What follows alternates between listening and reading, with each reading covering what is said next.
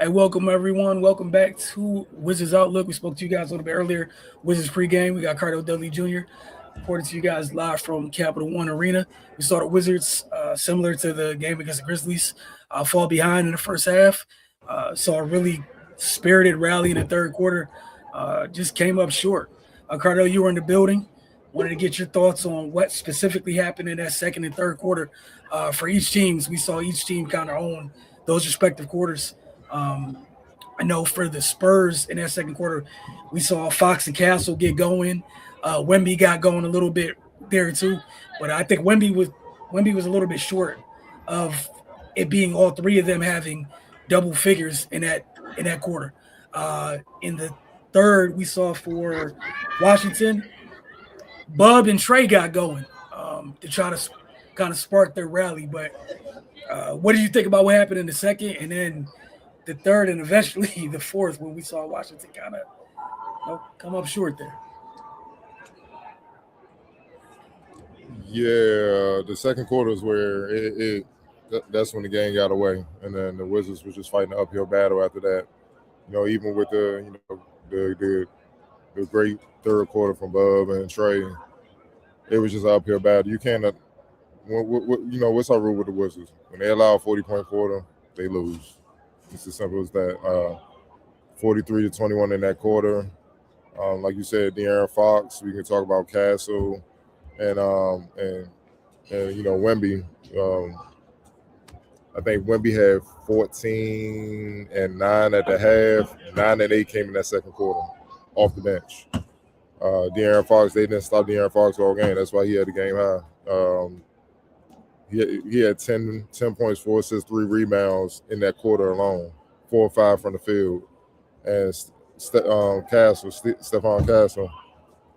11 points. But what he kept doing, he didn't shoot the ball well at all tonight.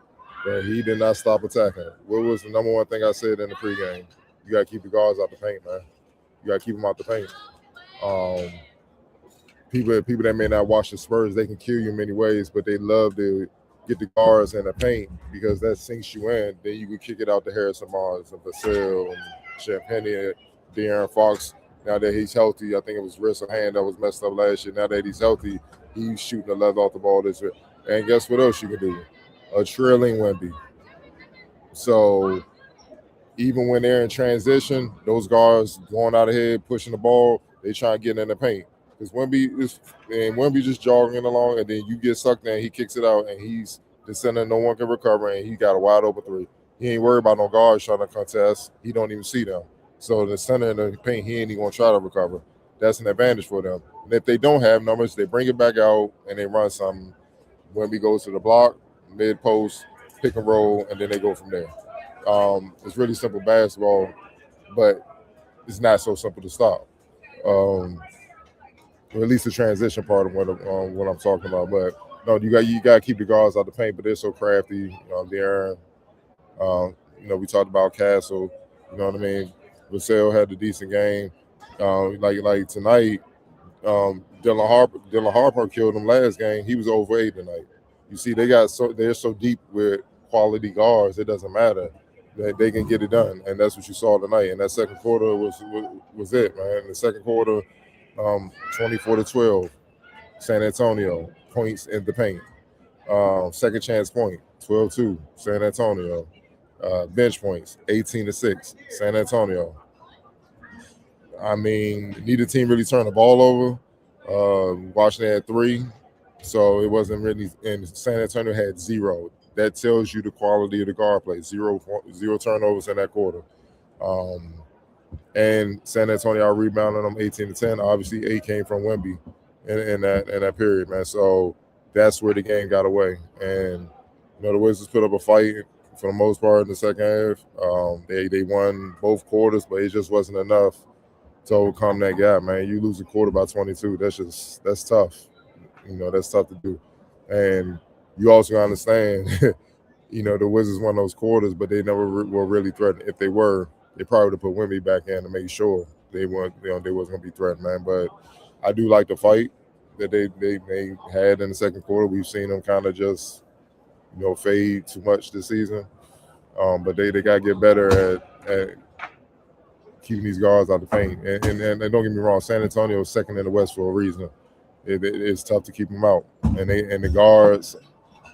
It's wild. All the guards, like, Dylan and Stephon and De'Aaron, you put Vassell in that, they all can do everything, but they all do everything differently.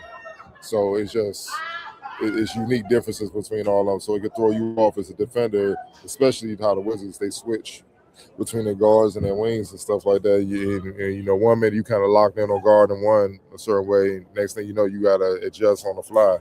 And that's tough. And they know that. So they picking up on you having to adjust, and then they take full advantage, man. So, look, man, those are things that they got to adapt to, man. But, good fight. But that second quarter, it was just too much. It was just too much of a gap to try to overcome. Yeah, and another thing you talked about there in pregame was we know what Washington was missing in their front court, the absences, but just the importance of the battle on the glass. And that you talking about the second chance points specifically in the second quarter. I'm not even getting to what it was for the game, but that was beyond detrimental to Washington in this one. San Antonio had 60 freaking boards in this game, and 20 of the 60 came on the offensive end. You cannot, and that's what we're saying in pregame, you can't survive that. Like, think about what you mentioned. Washington, for as much as they turn up, we've had games this year, we watched them turn the ball over at crazy levels that lead the teams, lead to the separation, directly lead to other teams getting separation. They did a great job taking care of the ball tonight. But it means nothing if you're giving a team like that many more chances on the glass. Like Cornette had a double-double, Wemby had a double-double, and I'm not even tripping off the Cornette and Wemby double-doubles, right? I didn't like how many rebounds the rest of the Spurs players had.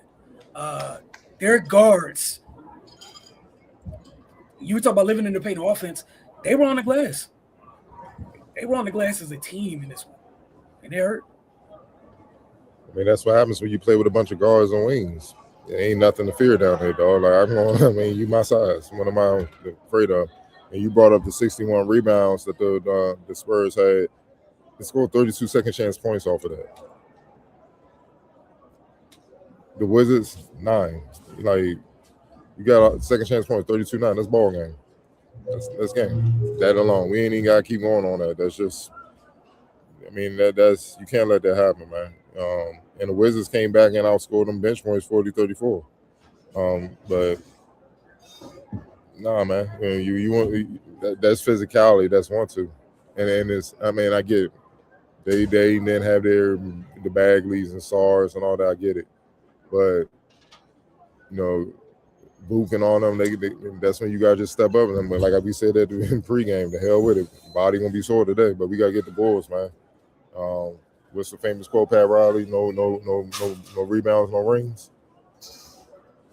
There you go. Oh man, get straight to it. Player of the game for you. Yeah, De'Aaron Fox. He took it to him. They couldn't do nothing with him. 27, 7-6, 10-19, 5-7 from deep. He did whatever he wanted. Yeah, you touched on that there in pregame. You mentioned the last time they played, he did not shoot the ball well, and Harper did. So to that point to the point you made earlier about their depth, they just swapped production essentially from a couple days ago in terms of De'Aaron and Dylan. But yeah, and that's the scary thing with De'Aaron gets the long ball falling. You also got to deal with the speed. I think another thing that's fun. You mentioned how unique all their guards are. And when Wemby's in the mid post, they all cut differently off, or they all move differently off the ball. There's just a lot to deal with as a unit. Their guards are. It was fun watching them twice this week. X factor for you. Probably, I'm probably gonna go with Luke Cornette. Just it's 20 and 12. He's been feeling in great for Wemby, who's coming back off the calf injury and slowly coming in off the bench and whatnot. And he's making Wemby's job so much easier where he doesn't have to try to, really rush back to full bore minutes and full bore role. He can ease his way and just progress naturally so he can make sure he's healthy for the long stretch of the season, man. So 2012, hell, I mean, most bigs in the league, most starting bigs in the league would take that any day, man. So for him to kind of give that production, it was huge. Like I said, said they got punished on the Bulls. Those 12 rebounds are valuable, man. Those extra possessions, and 6 of them are offensive. So, it was huge. It was huge. The only one that kind of matched that was Keldon Johnson, who got 6, and that's all another ball game. But yeah, I felt like he definitely was X factor, man. Ain't no arguments for me. I think he summed it up for me a couple times when he got the ball coast to coast and took the ball coast to coast and nearly finished. But now, like you said, the fact that Wemby, there's no pressure for Wemby to increase his minutes or anything like that because he's holding his own. We even saw some of the double big lineups where I think we saw Lennox in there for a little bit tonight, and I was laughing because I appreciated your background for folks on why Kelly was getting booed to that degree during the game. But like that's an interesting trio of bigs they got. That duo along with Wemby is interesting because you could play them together at times. But yeah, credit to Luke. That's huge. Like you said, 20 and 12. I don't care who you are, you pencil that across the league. You actually start big to do that. That's a W in that role, right? That's a good performance. Up next for Washington, their last game before Christmas will be on the road at Charlotte on Tuesday evening. So we'll check it with you guys then.